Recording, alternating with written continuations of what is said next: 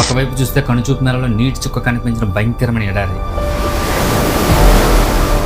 వందల ఏళ్ల పాటు ప్రపంచానికి ఆ ఎడారంటే ఎందుకు పనికిరాని ఒక ఇసుక ప్రదేశం మాత్రమే.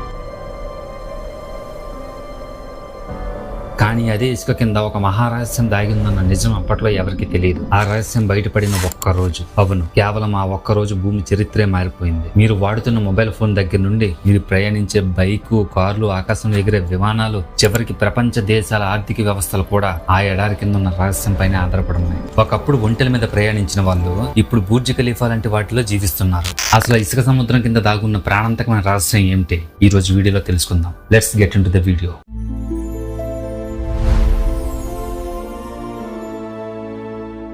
అరేబియన్ ఎడారి అనగానే మనకు గుర్తొచ్చేది రూబ్ ఆల్ ఖలీ. లక్షల సంవత్సరాల క్రితం ఈ ఎడారిలో ఇసుక అనేదే లేదు. అలాగే దట్టమైన అడవులు, విశాలమైన నదులతో మాత్రం ఉండేదంట. ఇది నేను చెప్తున్న కథ కాదు. 2012లో ఆక్స్ఫర్డ్ యూనివర్సిటీ మరియు సౌదీ ప్రభుత్వం సంయుక్తంగా గ్రీన్ అరేబియా ప్రాజెక్ట్ అనే ఒక రీసెర్చ్ ప్రారంభించాయి. శాటిలైట్ ఇమేజెస్ ద్వారా భూమి కింద స్కాన్ చేస్తే ఎడారి అడుగును ఎండిపోయిన భారీ నదుల ఆనవాలు కనిపించాయంట. అంతేకాదు, ఎడారి మధ్యలో జరిగిన తవ్వకాల్లో నీటి ఏనుగుల దంతాలు లాంటి శిలాజాలు దొరికాయంట. అంటే అక్కడ ఒకప్పుడు భారీ సరస్సులు ఉండేవన్నమాట. భూమి మీద జరిగిన వాతావరణ మార్పుల వల్ల ఆ పచ్చని అడవులు, జీవరాశులు అన్ని వందల అడుగులు ఇసుక కిందకి కూరుకుపోయాయి. అంటే లక్షల సంవత్సరాల పాటు భూమి అడుగున ఉన్న వేడికి, ఒత్తిడికి ఆ చెట్లు, జంతువుల అవశేషాలు అనేవి ఒక నల్లటి ద్రవంగా మారిపోయాయి. అదే బ్లాక్ గోల్డ్, మనం పీల్చుకునే క్రూడ్ ఆయిల్.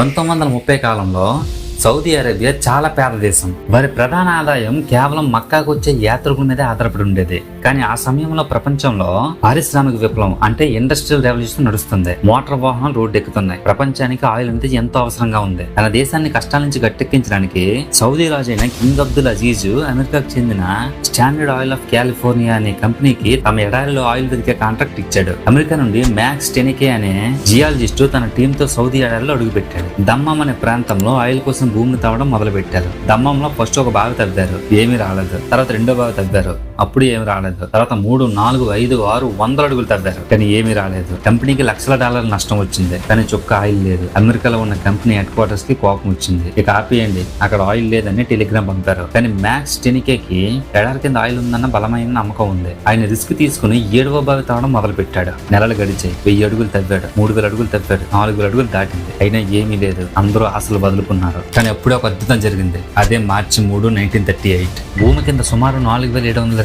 అడుగుల లోతుకి డ్రిల్లింగ్ మిషన్ చేరుకున్నప్పుడు ఒక్కసారిగా భూమి దద్దరిల్లింది. పైపులు గుండా నల్లటి ద్రవం ఆకాశంలోకి ఎగురుతూ వచ్చింది. అదే దమ్మం నంబర్ 7. సౌదీ అరేబియా చరిత్రను, ఆ మాటకొస్తే భూగోళం తలరాతను మార్చిన క్షణం అది. ఈ దమ్మం నంబర్ 7 బావిని ప్రాస్పెరిటీ వెల్ అని పిలుస్తారు. మీకు తెలుసా, కేవలం ఈ ఒక్క బావి నుండే ప్రతిరోజు వేలాది బ్యారెళ్ల ఆయిల్ బయటకు వచ్చింది. ఈ ఒక్క బావి సుమారు 44 ఏళ్ల పాటు ఏకదాటిగా చమురునిస్తూనే ఉంది. ఆ తర్వాత అరేబియన్ ఎడారిలో ఎక్కడ తవ్విన ఆయిలే.